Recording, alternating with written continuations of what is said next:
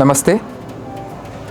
Today I will be talking to you about two asanas, Janu Shirshasana and Parivarta Janu Shirshasana. The meaning of the word Janu Shirshasana is Janu means knee, Shirsha means head, Asana means posture. Similarly, Parivarta Janu Shirshasana means twisted knee head posture. The word Parivarta means twisted or revolved. So these are the two asanas which I am going to cover in today's video. Janu Shirshasana has got benefits on the internal organs like the liver, spleen and prostate glands. It gives a contraction to these organs, thereby improving the functions of these glands. In Parivarta Janu Shirshasana, the contractions that come in Janu Shirshasana are reversed and the internal organs are stretched due to the rotation of the body. So in Parivarta Janu Shirshasana, additional benefit is that it also relieves back aches. These asanas are also beneficial in stretching the lower part of the legs like the hamstrings, calf muscles, etc. Due to the twist and the stretch that your hip region gets, it also reduces the fat accumulation on the middle of the body, the visceral fat. So these are a lot of beneficial effects of these two asanas. If you have undergone recent abdominal surgeries, you can avoid this asana or go very mild while practicing them. Now I'll explain to you how to perform these asanas. So first we start from Samasthiti, sitting with your back straight, leg straight, arms straight. I will do Janu Shirshasana first. So first I take an in-breath. On the exhale, I fold one leg, keep it in the groin of the other leg. So the thigh will be in sleeping position, this thigh. So this movement is done with an exhalation. Then with an inhalation, I lift both the arms upwards. As of now, this toe is pointed. Then with an exhalation, I bend forward and catch wherever I can catch. I may not be able to reach the toe. If you cannot reach the toe, you can catch the ankle or you can catch wherever you can reach. So catch at a position where we can reach. After catching there, during the same exhale, try to bring your chin on the knee, the extended leg knee. Then looking at the toe, take 3 to 5 long and slow breaths.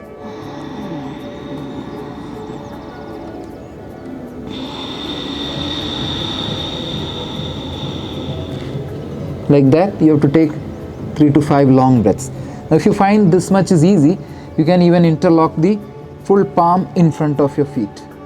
And keeping the elbows on the floor, try to reach your chin maximum forward towards the toe. So this is Janu Shirshasana. Now advanced students can even bring the chin to the inner side of the knee, towards the mat. On one side of the knee. Now if this is also easy, you can take it to the outer side of the knee also.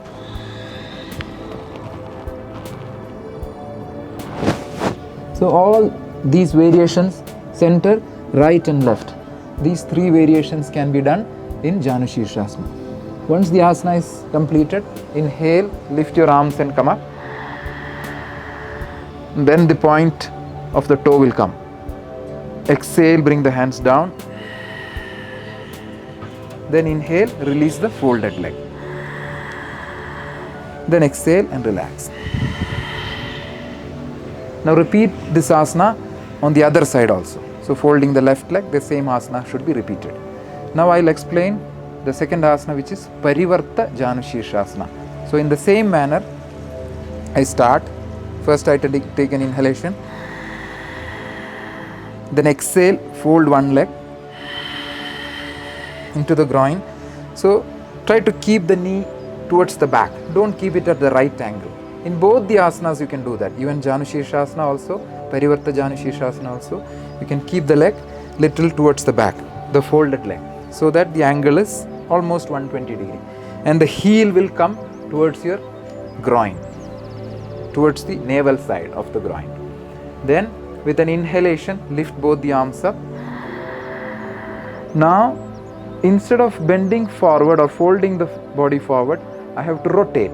So the arms will rotate. So the fingers, the palm also will rotate. So rotate the body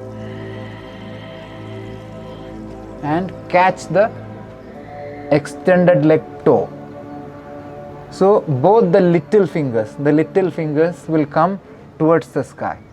So when I do this, already my shoulder or the elbow, whichever you can, should lock on this leg, on the extended leg. So see my hand position, this is important. So when you bring your hand, it has to rotate. The hand also has to rotate, and accordingly with the body direction.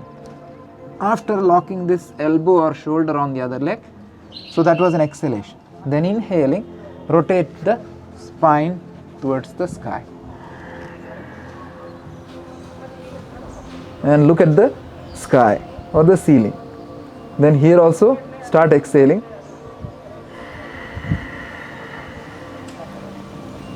Each inhale, try to rotate little more. Like that. So you can see this knee has to be pushed back so that the rotation becomes more and more fuller.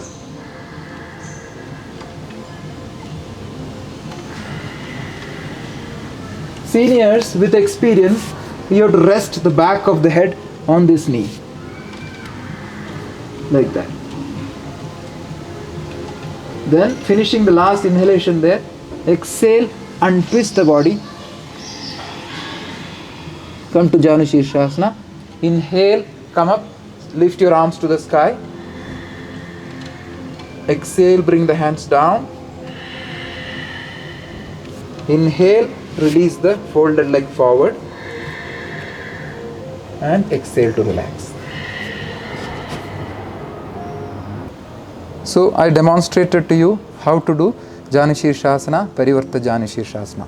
Now I will explain the common errors in this asanas. One general mistake that the people do is that they keep the leg in 90 degree with the other leg.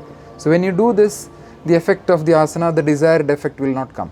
So try to keep the leg backward, the folded leg towards the back, almost 120 degree in both the asanas, and keeping the heel upwards. The heel of the folded leg has to come up. Don't keep it in this position on the inner thigh. It will be on the inner thigh, but it should go back and the heel has to come up. Another common mistake that people do is that they don't lengthen the spine, so they go round. So don't round your back while doing this asana.